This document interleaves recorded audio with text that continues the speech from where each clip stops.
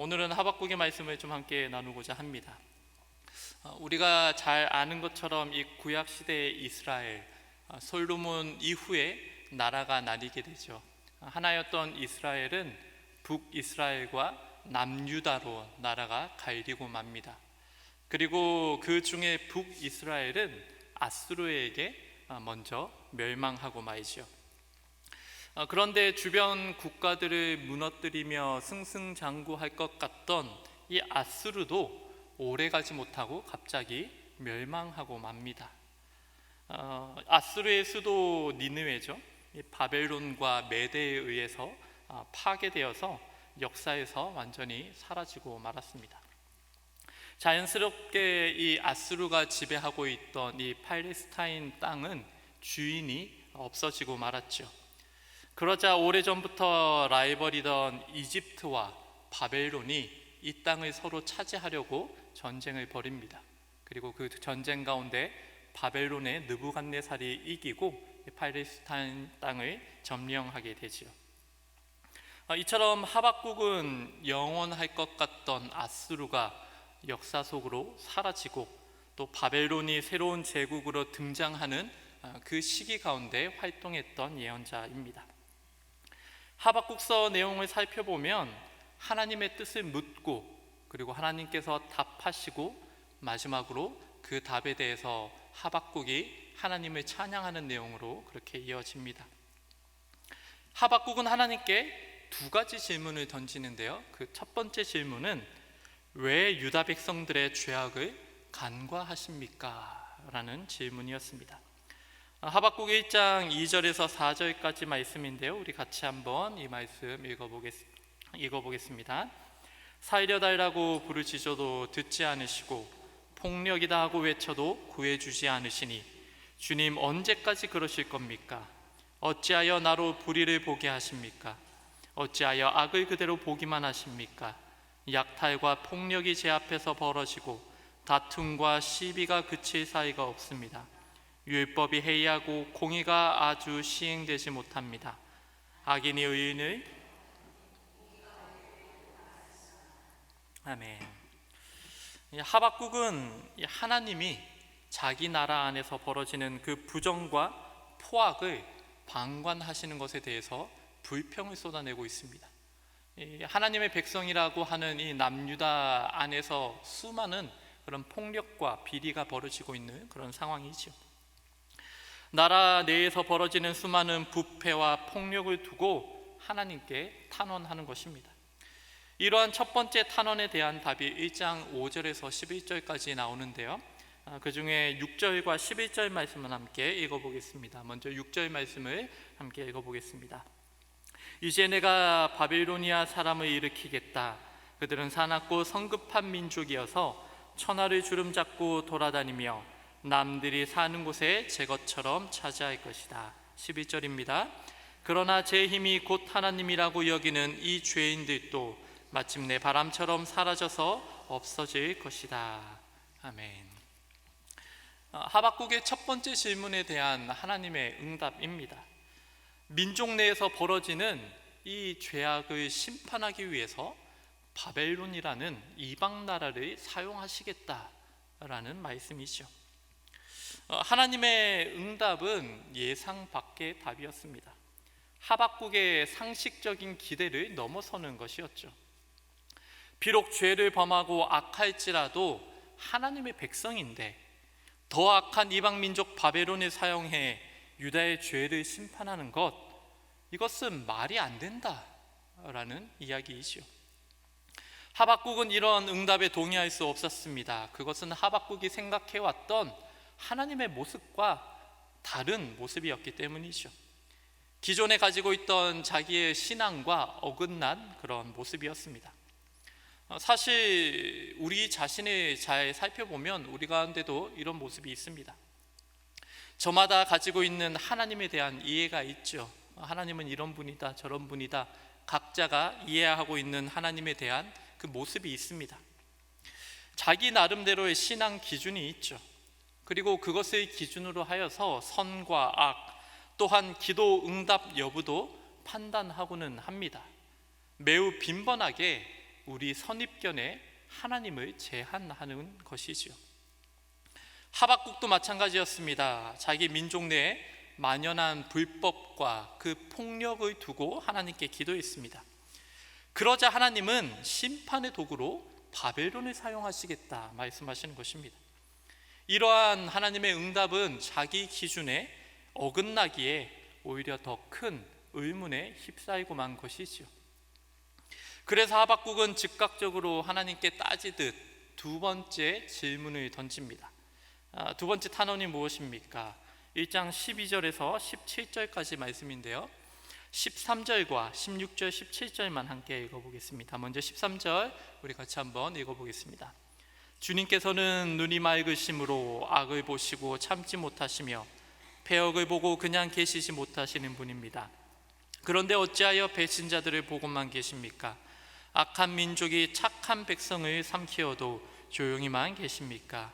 이 악한 민족이 바벨론이고 착한 백성이 남유다를 말하는 것이죠. 16절 17절도 우리가 같이 한번 읽어보겠습니다.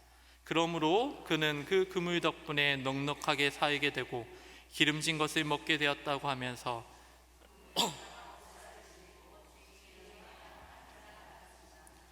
그가 그물을 떨고 나서 곧 이어 무자비하게 뭇백성을 죽이는데 그가 어떻게 해도 아멘. 즉 두 번째 탄원의 내용은 왜 우리보다 악한 바벨론을 일으켜서 심판하십니까? 라는 질문입니다.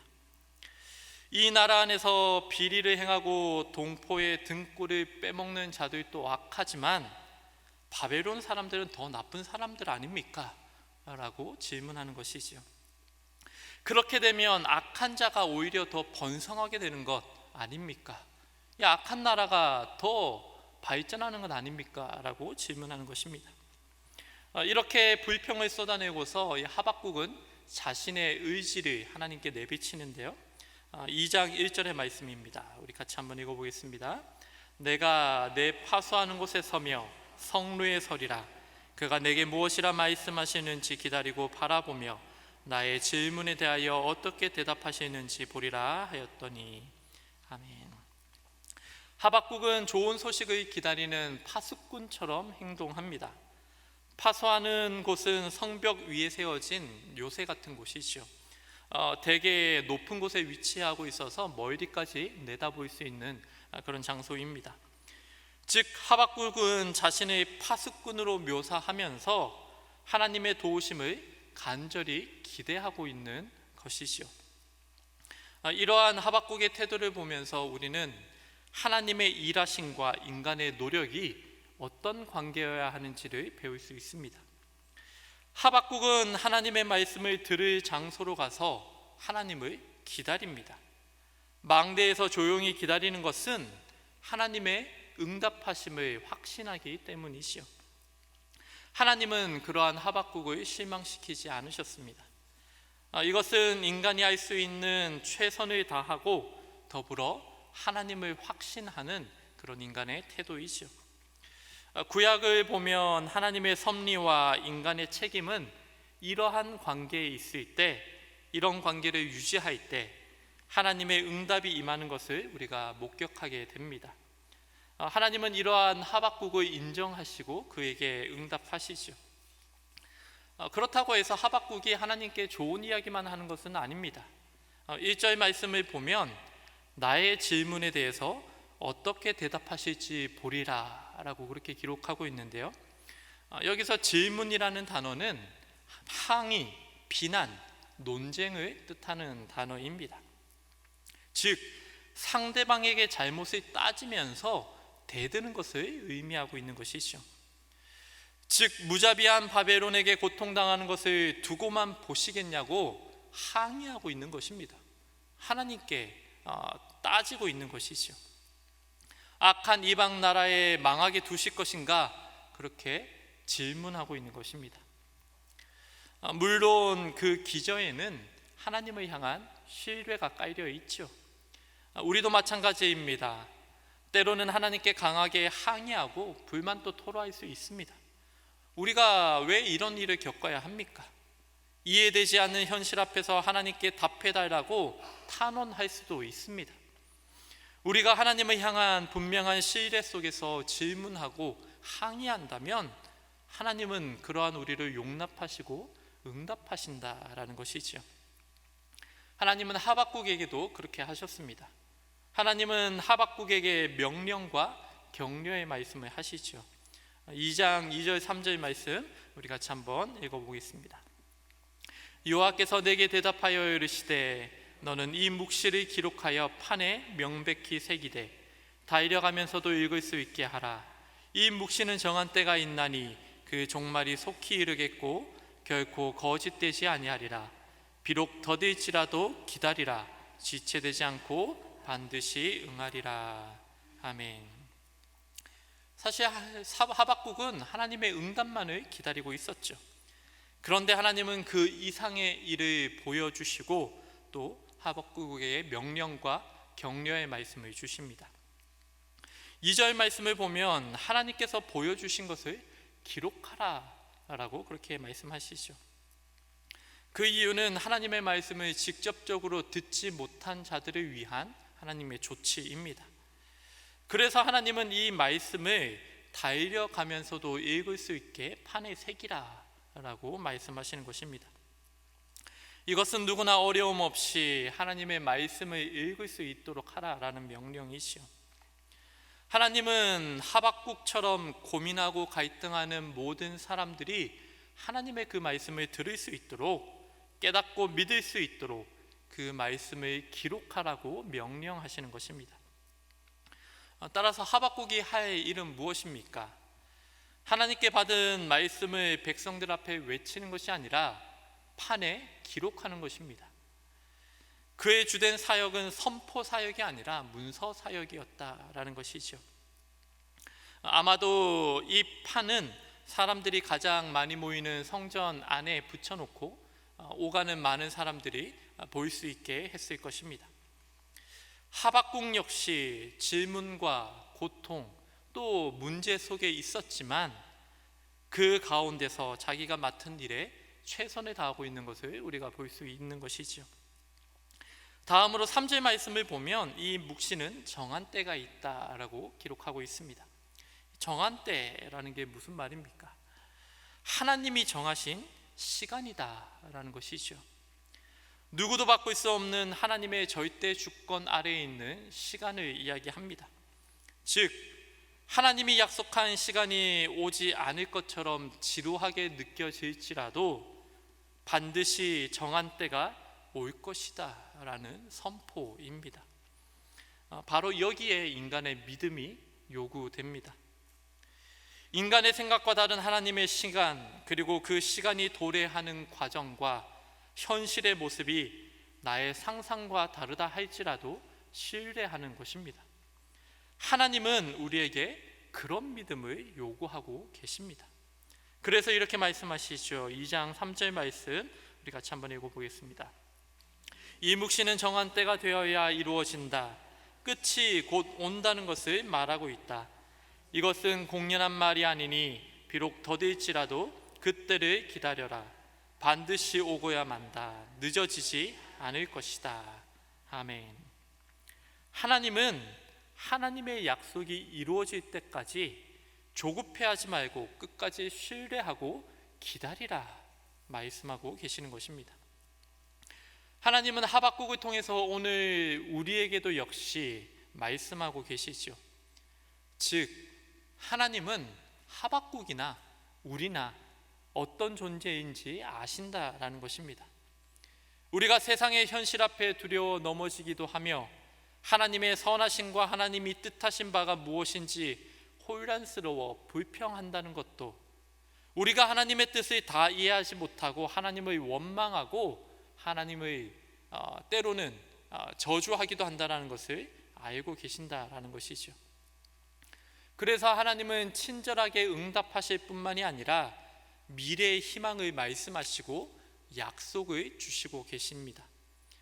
소망하기는 이 하박국이 경험한 그 하나님의 신실하심을 우리 약속의 모든 성도님들이 또 경험하는 은혜가 있기를 간절히 축복합니다. 또한 우리를 걱정하사 수많은 저자들을 통해서 우리에게 남겨주신 이 말씀을 사모하는 우리 모든 성도님들 되시기를 소망합니다. 더불어 성령 하나님의 조명하심을 구하면서 하나님의 뜻을 발견하는 우리 귀한 은혜가 우리 모든 성도님들 가운데 있기를 축복합니다. 이어서 4절 말씀을 보면 이제 하나님의 본심이 드러납니다. 우리 4절 말씀 함께 읽어보겠습니다.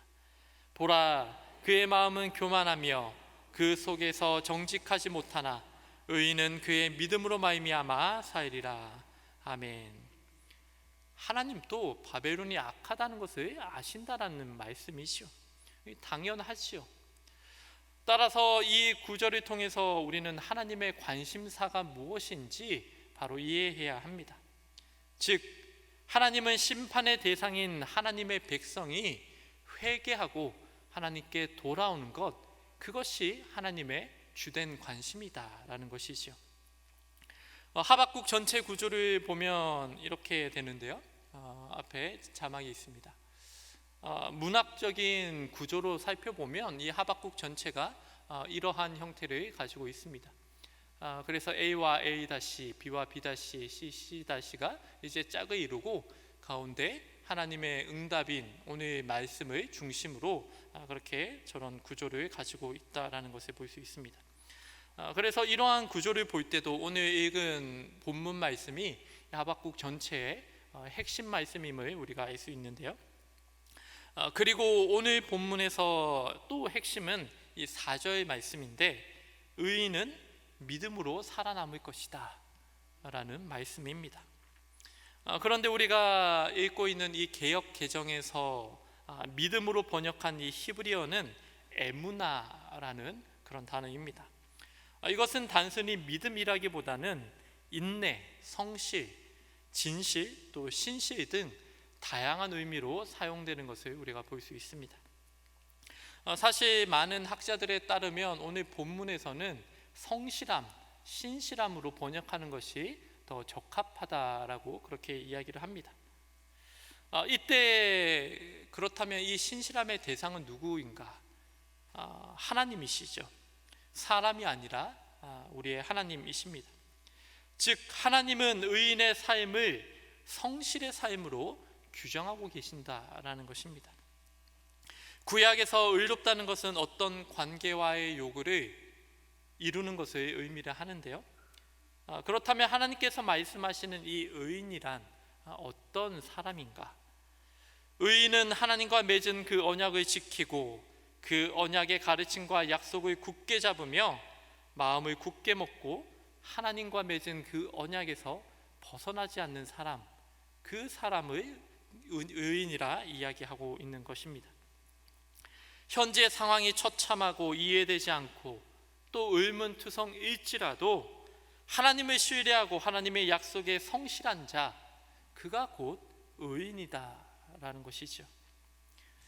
의인은 때로 흔들리고 죄를 범할지라도 그 믿음의 길을 계속해서 굳건히 가는 사람이며, 그런 자는 결국 자연스레 하나님의 성품을 닮아가게 되죠. 그래서 어떤 학자는 오늘 이 본문 말씀을 이렇게 번역하기도 합니다. 그러나 의인은 자기의 신실함으로써 생명을 보존하리라. 신약 히브리서의 저자도 하박국의 이러한 뜻을 잘 이해했던 것 같습니다. 이 히브리서 저자는 하박국의 말씀을 인용하면서 이렇게 이야기하는데요. 히브리서 10장 36절에서 38절까지의 말씀 우리 같이 한번 읽어보겠습니다. 너희에게 인내가 필요함은 너희가 하나님의 뜻을 행한 후에 약속하신 것을 받기 위함이라. 잠시 잠깐 후면 오실 이가 오시리니 지체하지 아니하시리라. 나의 의인은 믿음으로 말미암아 살리라. 또한 뒤로 물러가면 내 마음이 그를 기뻐하지 아니하리라 하셨느니라. 아멘. 즉, 성도는 어떤 상황에서든지 주님을 바라고 신뢰하며 인내할 수 있는 신실함이 필요하다라는 것입니다. 설사 우리의 믿음을 흔드는 불의와 혼돈을 경험할지라도 하나님의 사람은 끝까지 인내하며 성실하고 충성을 다해야 한다라는 것이죠. 왜인가요? 하나님은 하나님의 일을 반드시 이루실 것이기 때문입니다. 바벨론에 대한 심판은 하나님이 정하신 때에 반드시 이루어질 것이니 비록 더디게 보일지라도 포기하지 말고 신실하게 살아가라 라는 말씀입니다. 이처럼 하박국의 탄원에 대한 하나님의 답, 그것은 곧 기다리라 라는 것입니다. 하나님이 계시한 뜻이 이루어지려면 아직 시간이 남았으니 그때까지 신실하게 기다리며 살아가라 말씀하시는 것입니다. 실제로 기원전 586년경에 남유다는 바벨론에 의해서 멸망하고 맙니다. 그리고 50년도 지나지 않아서 영원할 것 같던 대제국 이 바벨론도 멸망하고 말았습니다. 세상을 위해 하나님이 계획하신 뜻은 반드시 이루어지며 결코 하나님이 뜻하신 그 시간보다 지체되지 않을 것이다 라고 약속하고 계시는 것입니다. 우리는 이미와 아직의 사이를 살아갑니다. 약속과 성취의 그 중간 시대를 살아가고 있죠. 그러면서 우리는 수없이 주님 어느 때까지입니까? 라고 신음하며 탄식하고 질문합니다. 그런 우리에게 하나님은 믿음을 요구하십니다. 하나님의 성실하심을 신뢰하는 믿음, 그리고 하나님을 신뢰하며 오늘을 성실하게 사는 믿음, 하나님은 이 믿음을 우리에게 요구하신다라는 것이죠. 즉 믿음은 하나님의 때를 기다리는 것입니다. 비록 상황은 고통스러운데 하나님이 응답도 더디고 의구심만 늘어날지라도 그 응답의 시간과 방법은 하나님의 손에 맡기고 오늘 하루를 또 내일을 성실하게 살아가는 것, 그것이 하나님께서 우리에게 요구하시는 믿음이다라는 것이죠. 사실 우리의 주된 관심사는 무엇입니까? 가만 생각해 보면 우리의 그 주된 관심사는 우리가 지금 당하고 있는 이 고난과 역경, 이것이 언제 끝날 것인가, 우리가 기도하는 그 기도의 응답 언제 이루어질 것인가 하는 그 시간에 관한 것인 것 같습니다. 그런데 사실 성경을 살펴보면 이것은 우리만 그랬던 것이 아닌 것 같습니다. 성경에 등장하는 수많은 사람들도 마찬가지였죠. 예수님의 제자들도 그러했습니다. 사도행전 1장 6절 말씀을 우리가 같이 한번 읽어보겠습니다. 주님, 주께서 이스라엘을 위하여 나라를 되찾아 주실 때가 바로 지금입니까? 예수님 당시 이스라엘은 로마 제국의 지배를 받고 있던 때였죠. 참 이 이스라엘의 역사를 봐도 참 고통의 연속이었던 것 같습니다. 끊임없이 또 강대국들의 그런 핍박을 받았죠. 그래서 제자들은 로마로부터 해방되는 것, 그것이 하나님의 뜻이며 구원의 의미다라고 그렇게 생각하고 있었습니다. 그러나 그것은 주님의 뜻이 아니었습니다. 주님께서는 그것이 하나님의 뜻이 아니라고 제자들을 계속해서 가르치셨습니다. 제자들은 예수님의 뜻도 오해했고 또한 상당히 조급했습니다. 그래서 예수님은 그들의 그 오해를 교정해 주셨죠. 사도행전 1장 7절 말씀을 우리가 함께 읽어보겠습니다. 예수께서 그들에게 말씀하셨다. 때나 시기는 아버지께서 아버지의 권한으로 정하신 것이니 너희가 알 바가 아니다. 하나님의 때는 우리의 소관이 아니다 라는 말씀입니다. 하나님께서 정하시는 것이다 라는 것이죠. 심지어 하나님의 아들이신 예수님도 그 때를 알지 못한다고 말씀하셨습니다. 우리 복음서를 잘 살펴보면 그때가 언제인지 물은 그 질문 가운데 예수님께서도 모르신다고 그렇게 반복적으로 이야기하시는 것을 우리가 찾아볼 수 있습니다. 그런데 그것은 예수님께서 무지해서 모르시는 것이 아니라 하나님을 전적으로 신뢰했기 때문에, 하나님의 그 선하심을 인정했기 때문에 그 하나님의 때를 받아들이신 태도입니다. 무지해서 모르는 것이 아니라 하나님의 그 뜻이기에 받아들인다라는 것이었죠. 우리 역시 예수님과 하박국처럼 그 기다림을 배워야 합니다. 우리의 삶 가운데 수많은 조급함들, 기도 가운데 급하여 하나님 앞에 늘 따지듯이 질문하는 가운데 우리는 예수님의 모습과 또 이 하박국의 태도를 배워야 한다라는 것이죠. 그렇다면 우리는 구체적으로 이 땅 가운데서 어떻게 살아야 할 것인가?